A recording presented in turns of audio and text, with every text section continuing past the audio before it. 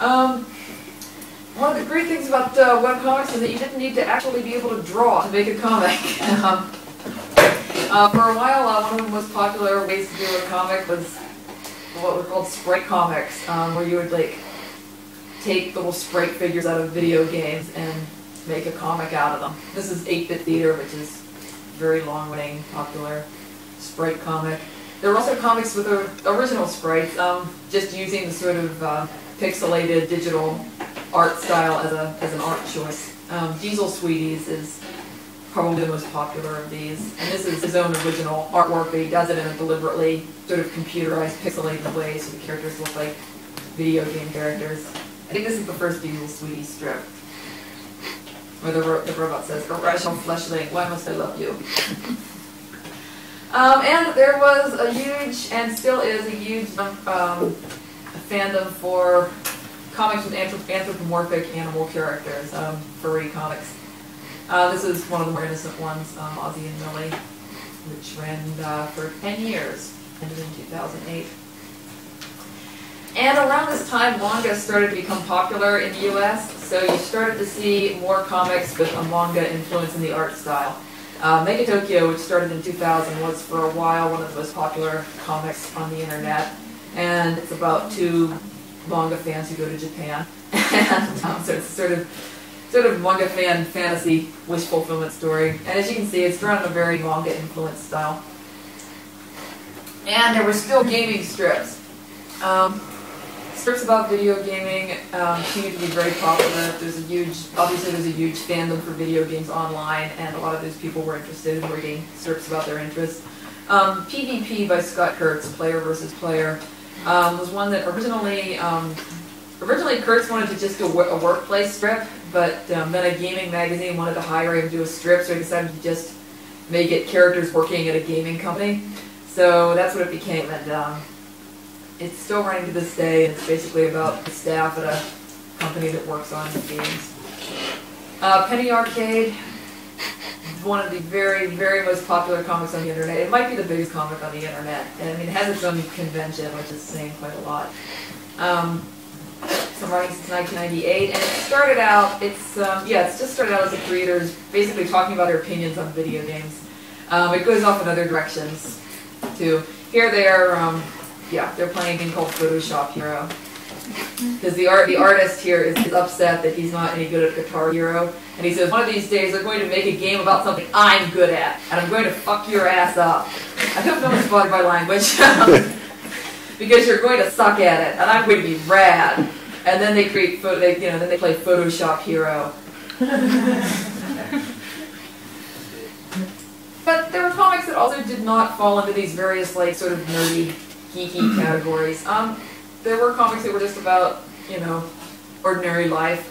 Bruno, which ran from 1996 to 2007, was one of these, by a guy named Chris Baldwin. It's just about a young woman and her life. And I'll be getting back to some other stuff by Chris Baldwin later on, because he's still doing webcomics.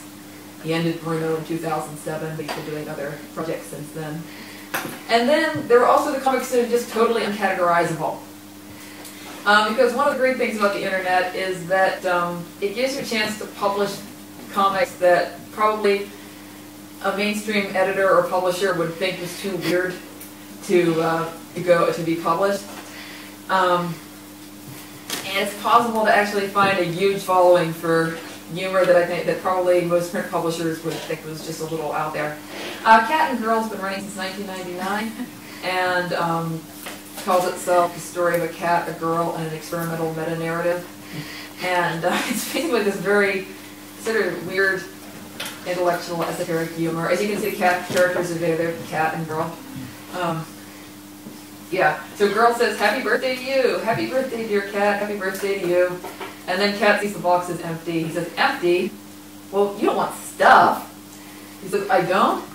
Collecting personal property leads to protecting that property, leads to supporting the rule of law, leads to supporting the government. It creates and enforces the law."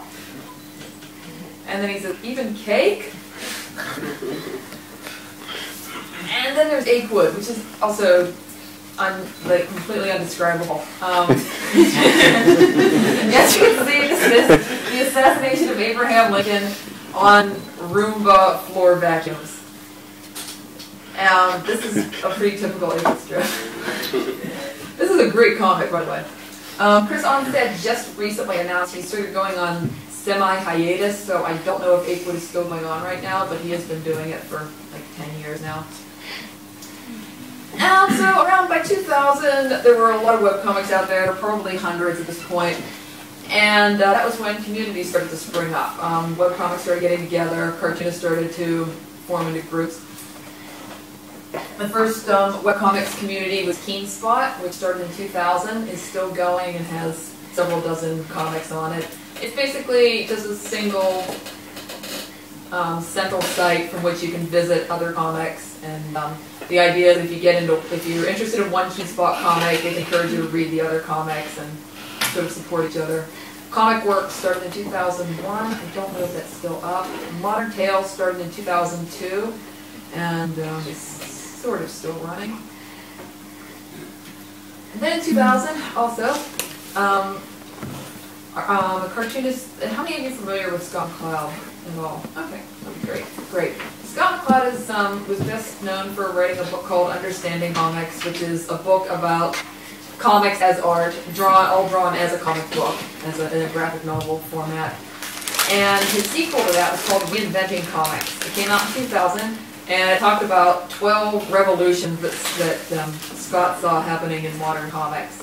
And the last 3 revolutions were all webcomics related. He was very interested in webcomics, and this was at a time that most print cartoonists and print publishers were not very interested in webcomics. It was kind of a fringe thing.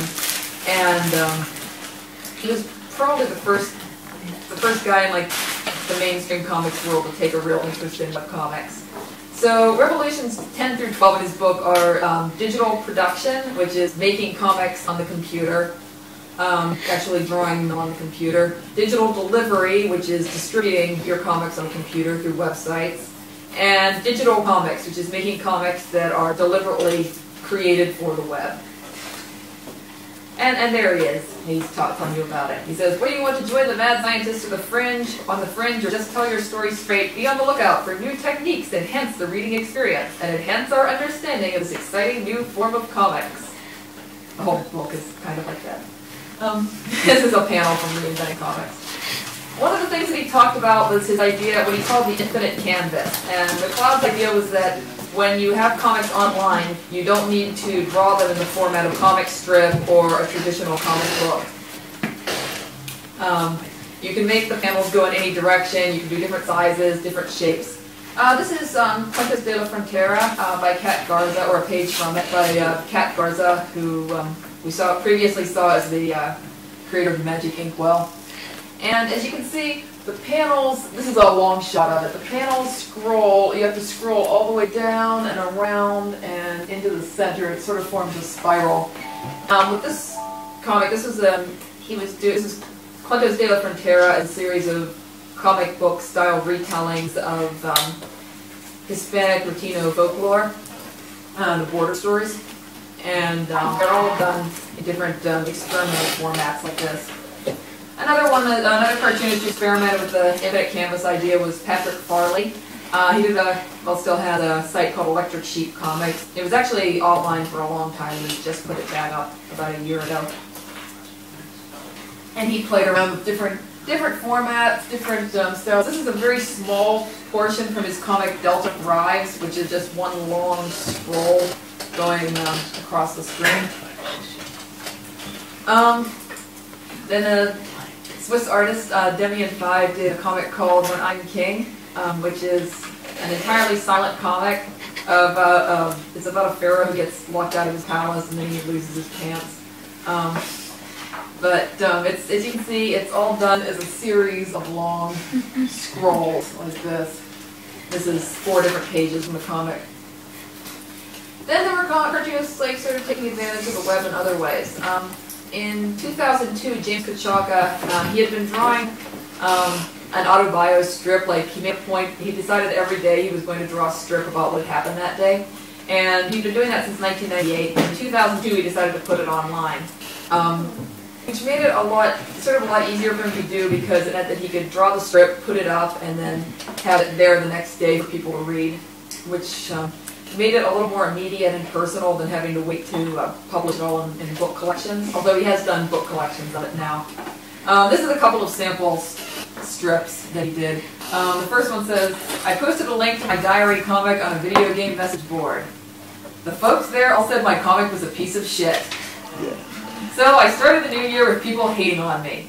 It also happened last night at this party. This guy says, James Kachaka, who the hell does he think he is? Anyone could do that shit. And then this guy says, wait, you met James Kachaka? And this one over here is one they did when his wife was pregnant with her first child. Yes, pull off her shirt under the covers, press my mouth to her tummy, and whisper my baby inside her. And then there were also sort of less serious diary strips. The Devil's Panties is a strip that Jenny Breeden has been drawing since 2001, and it's sort of based on her life. And yeah, in this one, they're at a convention, and her friend says, excuse me, would you like to be in a Men of Dragon Con calendar? You can see he's in a kilt. And he says, sure, is there some kind of theme? Men in kilts and leaf blower. Smile! And then they see it really straight up. Also around this time, more people started to become interested in doing like sort of long-form comics, graphic novels online. One of the first was, there were other ones, I mean like Argon Zor, which was one of the early ones, was always in a sort of long-form style. In 2001 though, Justine Shaw posted an entire like graphic novel length comic, Nowhere Girl, online. She just posted the entire thing in one big chunk on her website. And I think she was the first one to do that. I think the only one actually. Some of the long-form graphic novel type comics that started around this time. Dice Box, which is a science fiction comic by Jen Manley Lee, and is just now about to get its first print collection. It's been running since 2002, so it's about time. Bite Me is a comic about vampires in revolutionary France, and the artist Dylan McConis started drawing it when she was in high school. So, yeah, this is where the vampire woman, she started a riot, and she gets arrested and brought before Robespierre. So he says, silence, I am Robespierre, and I love your work. Oh my gosh, you signed my thigh? Then he says, in ink or in the blood of the ruling class? Oh, I think you know the answer to that question. So she's very interested in history, and also vampires. And werewolves? Yeah, and werewolves, yes. Because there's Family Man also, and it's pretty action. Yes, I'm glad you like her comics. It's the kind of geeky comic that isn't just about video games, so yes, it is geeky in that it's got vampires and werewolves, but it is not about video games, and it's about history. Yeah, so she started this when she was in high school, and she's now been drawing webcomics for about 10 years, and yes, her art has gotten a lot better. This is her most recent comic, Family Man, yes, which has sort of has werewolves in it, and is also about Bavarian religious politics in the 18th century.